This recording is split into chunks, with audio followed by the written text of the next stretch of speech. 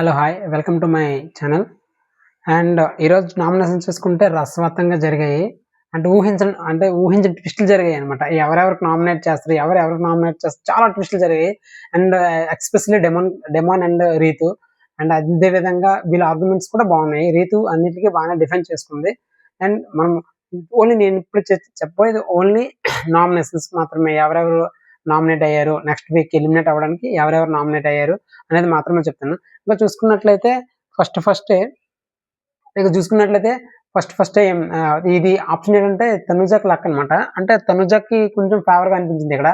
ఎందుకంటే తనుజ చేతుల మీదుగా, అంటే బిగ్ బాస్ తనుజకి ఒక కెప్టెన్ కాబట్టి తనుజకి ఒక అధికారం ఇచ్చారు. అదేంటంటే ఎవరైతే తనకి రెండోది ఒకటి, అంటే ఈవిడ ఎవరైతే చెప్తారో ఒక పర్సన్కి, ఆ పర్సన్ని ఇద్దరు నామినేట్ చేయాలి, లేకపోతే ఒకరు నామినేట్ చేయాలి అనే ఉద్దేశం, అనే ఒక పవర్ అనమాట తనుజకి ఇచ్చారన్నమాట బిగ్ బాస్. అదే ఫస్ట్ చూసుకున్నట్లయితే అందరూ టాస్క్ రూమ్ ఆడే దగ్గరికి వెళ్తారు. వెళ్ళిన తర్వాత ఫస్ట్ ఏం జరుగుతుందంటే తనుజ ఏమి ఫస్ట్ ఇమాన్యుల్కి ఇస్తుంది. ఫస్ట్ ఇమాన్యుల్కి అంటే ఇద్దరు నామినేట్ చేయమని చెప్పేసి ఇమాన్యుల్కి ఇస్తుంది. ఇది నామినేట్ చేసే పద్ధతి ఏంటంటే, చూడు మనము పొలంలో దిష్టి బొమ్మ పెడతారు, మీకు ఐడియా ఉందో లేదో తెలియదు. మా ఊరి సైడ్ అయితే పొలంలోకి దిష్టి బొమ్మలా పెడతారు అనమాట.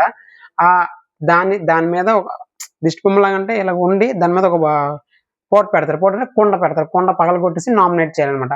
అదేమి ఫస్ట్ ఎవరు ఇమాన్యుల్కి ఇస్తుంది అనమాట. ఇద్దరు నామినేట్ చేయాలనేసి చెప్తుంది. ఇద్దరిని ఆ కర్ర, హాకీ కాదు, మామూలు ఈ గేమ్ బాల్ ఏదో ఇలా కొడతారు చూడండి, ఆ గేమ్ ఆడుకున్న స్టిక్ ఉంటుంది, ఆ స్టిక్ అమ్మ పెడుతుంది. పెట్టేసి ఫస్ట్ ఇమాన్యుల్ వెళ్తాడు.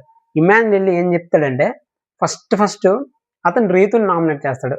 ఎందుకు అంటే, నువ్వు సంచాలకుగా మొన్న ఫెయిల్ అయ్యావు, అదొకటి.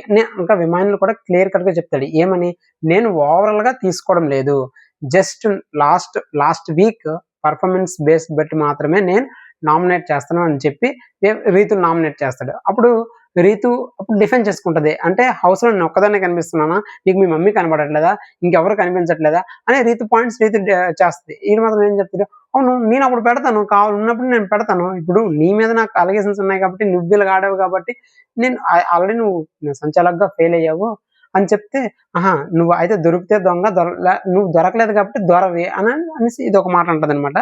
సో ఓవరాల్గా వీళ్ళిద్దరు నామినేషన్ మాత్రం కొంచెం బాగానే ఉంటుంది. ఇంకా జస్ట్ చూసుకున్నట్లయితే ఇద్దరిని చేయాలి కదా, ఇద్దరిని చేయాలి కాబట్టి నెక్స్ట్ ఎవరు, మన ఇమాన్యుల్ ఏమి బర్నీ గారిని చేస్తారు. బర్నీ గారిని ఏమని చెప్తారన్నా, అన్న నీ గేమ్ ఇంకా అప్పటికంటే ఇంకా తగ్గిపోతుంది, అస్సలు నాకైతే నచ్చట్లేదు, నువ్వు మొన్న ఏదైతే గేమ్ ఆడావో దానిలో నువ్వు 100% ఎఫెక్ట్ చూపించలేదు, ఒకవేళ నువ్వు 100% ఎఫెక్ట్ పెట్టుంటే నువ్వు గెలిచేవాడివి, అంటే నీ వల్లే పోయింది. అక్కడ ఎవరున్నారు, గౌరవ్ ఉన్నాడు కదా, ఆ గౌరవం ఆ గౌరవ్ వీళ్ళిద్దరూ ఆ గేమ్ ఆడతారు. ఆ గేమ్ లోన భరణి గారి వల్లే పోయింది అనుకుని భరణి గారు కూడా సారీ చెప్తాడు వెళ్ళి, ఎవరికి, గౌరవ్ చెప్పాడు. సో ఆ పాయింట్ పెట్టి నామినేట్ చేస్తాడు. ఆ పాయింట్ పెట్టి నామినేట్ చేస్తే నువ్వు అది అక్కడ ఎలా అవుతుంది అని భరణి గారు కూడా బాగానే డిఫెండ్ చేసుకున్నారు అనమాట. చూసుకున్నట్లయితే వీళ్ళది చాలా రసవత్వంగా జరిగింది. వీళ్ళది ఎలా జరిగింది. నెక్స్ట్ చూసుకున్నట్లయితే సెకండ్ టాస్క్ మళ్ళీ యాజ్ చేసి తనుజ ఏమి ఇద్దరు నామినేట్ చేయని డెమాన్ పవన్ ఇస్తుంది. ఇక్కడ ట్విస్ట్ ఉంటుంది. డెమాన్ పవన్ అసలు నాకు తెలియక అడుగుతున్నా, డిమాండ్ పవన్ ఒక విషయంలో ఆల్రెడీ పెట్టాడు. ఎప్పుడు ఒక విషయంలోనే, ఆ బెడ్ టాస్క్ విషయంలోనే, ఇప్పటికి తర్వాత బ్యాక్ స్టాపింగ్ అనే విషయంలోన కళ్యాణ్కి 2-3 సార్లు ఆల్రెడీ చెప్పాడు. ఒకటి ఇమ్మెచ్యూర్ అని చెప్పాడు. అదే విధంగా వీటి గురించి మొన్న సంథింగ్ ఏవో జరిగాయి కదా, ఆ జరిగేటప్పుడు కూడా నా గురించి స్టాండ్ తీసుకోలేదని ప్రతి కంప్లైంట్ కూడా పాపము కళ్యాణ్ మీద డిమాండ్ పవన్ పెడుతున్నాడు. ఓకే, ఈ రోజు ఏకంగా నామినేషన్ పాయింట్లో తీసుకొచ్చాడు. ఏమన్నాడు, ఆ రోజు బెడ్ టాస్క్ జరిగింది కదా, ఆ రోజు బెడ్ టాస్క్ లో నువ్వు నన్ను మనం అందరం కలిసి మాట్లాడుకున్నాము, అయినా సరే నన్ను తీసేశారు, మనం మాట్లాడుకున్నాం, నువ్వు కూడా ఉన్నావు కదా అని అంటాడు. అసలు అక్కడ యాక్చువల్ గా జరిగింది ఏంటంటే, demon Pawan, Bharani garu, next Emmanuel, Kalyan, వీళ్ళు 5 మాట్లాడుకుని అక్కడ ఒక్కొక్కరిని తీసుకు మనం 5 లాస్ట్ కొందరు. బట్ ఇక్కడ డెమాన్ పవన్ ఏం చేస్తాడంటే, నేనైతే ఇండివిజువల్ గా ఆడుతాను అని చెప్తాడు. చెప్పిన తర్వాతే కదా ఇప్పుడు అక్కడ హెల్ప్ చేయడానికి కళ్యాణ్ వెళ్ళలేదు. సో ఇక్కడ నాకడితే మాత్రం ఈ పాయింట్ లో కళ్యాణ్ మాత్రం మిస్టేక్ లేదని నాకు అనిపించింది. మీకు ఎవరైనా ఏమైనా చెప్పాలనుకుంటే కామెంట్ చేయండి. నేను చూసుకున్నట్లయితే అదే కాకుండా నువ్వు సంచాలక్ గురించి ఇక్కడ రాలేదులే, ఇంకా టైం ఉంటే చెప్పేవాడేమో అని అన్నాడు, కానీ సంచాలక్ గురించి అయితే రాలేదు. తర్వాత మొన్న ఎవరు మొన్న తనుజకును డిమోన్ పవన్కి చిన్న ఘర్షణ జరిగిందనేసి మన బిగ్ బాస్ లో చెప్పారు కదా, ఎవరు నాగార్జున శర్మ కదా, దీన్ని పట్టుకుని వచ్చి మనోడు నామినేట్ చేస్తాడు. మనోడు ఒక పాయింట్ చెప్తాడు, ఏంటి ఆ రోజు నువ్వు నా దగ్గరికి వచ్చి నాకు వాదార్చలేదు అనే దీని మీద పాయింట్ చేస్తాడు. అప్పుడు ఏం చెప్పు కావాలంటే తనుజకు అడుగు, నేను చెప్పానా లేదా వాడు ఏడుస్తున్నాడు ఖచ్చితంగా వెళ్ళి బాధ పెట్టు అని అంటే చెప్పు, ఒక అడుగు ఇక్కడే ఉంది కదా తనుజ అంటే వాడు చెప్తాడు నేను చెప్పాడు అనేసి అంత తల ఊపుతుంది. సో ఇక్కడ ఏం జరిగిందంటే నువ్వు నాకు వచ్చి చెప్పాలి కదా, డైరెక్ట్ గా నువ్వు నాకు వచ్చి చెప్పాలి కదా అనే దీని మీద నామినేషన్ పాయింట్ చేసింది అనమాట. వీళ్ళిద్దరు కాసేపు జరుగుతుంది. సో చూడలేదు అంటే కొంచెం ఇంట్రెస్టింగ్ ఉంటది. కానీ ఈ పర్టికులర్ విషయంలో మాత్రం నాకు ఈ విషయంలో మాత్రం డెమోన్ ఒక విషయాన్ని పదే తీసుకుని వస్తున్నాడు అని అనిపించింది. సో ట్విస్ట్ అంటే నెక్స్ట్ ట్విస్ట్ ఏం చేస్తాడు, డిమాండ్ పవన్ రీతుకు నామినేట్ చేస్తుంది. ఎలా నామినేట్ చేస్తావు నువ్వు, నాకు తెలియకడుతున్నాను చెప్పు ఒకసారి, నువ్వు ఎలా నామినేట్ చేస్తావు? అసలు రీతు నీకు నామినేట్ చేయాలంటే ఎప్పుడు నామినేట్ చేయాలి, ఎందుకంటే తను పదే నేను మొత్తం లైవ్ ఎపిసోడ్ చూసి మరీ చెప్తున్నాను, పదే విసిగించావు నువ్వు, 100% చెప్తున్నావు, నువ్వు పదే విసిగించావు. సో తను ఎప్పుడు తను నీ కంఫర్ట్ జోన్ ఫీల్ అయ్యింది, నేను చేయాలి.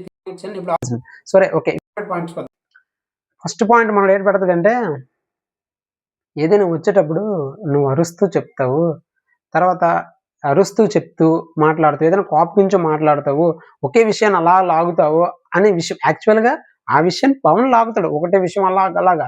బట్ రీతు మీద పెట్టాడు, రీతు మీద అసలు ఏడ్చుకొని పెట్టాడు, ఆ తను ఏడ్చింది పక్కన పెడితే ఇది రీతు మీద పడడం మీద కరెక్ట్ కాదు. ఎందుకంటే ప్రతి విషయంలో నీకు స్టాండ్ తీసుకుంది. మనం హౌస్ నుండి వెళ్ళిపోతానంటే ఆ విషయంలో స్టాండ్ తీసుకుంది, తర్వాత ప్రతి విషయంలో తనే నీకు ఫస్ట్ స్టాండ్ తీసుకుంది.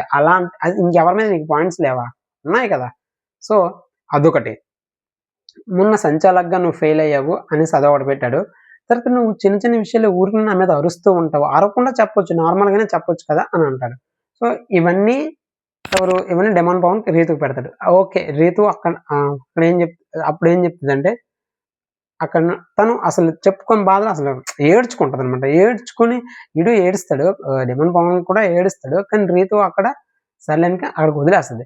సో ఆ తర్వాత ఏం జరుగుతుంది అంటే వాళ్ళిద్దరు మళ్ళీ డిస్కస్ చేసుకుంటారు. సో అది నేను ఫుల్ ఎపిసోడ్ లో చెప్తాను, అది నేను మొత్తం ఈరోజు ఎపిసోడ్ జరుగుతుంది కదా దానిలో చెప్తాను. అయితే ఈ 4 అంటే ఎమాన్యులేమి రీతుకును తర్వాత భరణి గారికి చెప్తారు కదా, భరణి గారికి పెడతారా.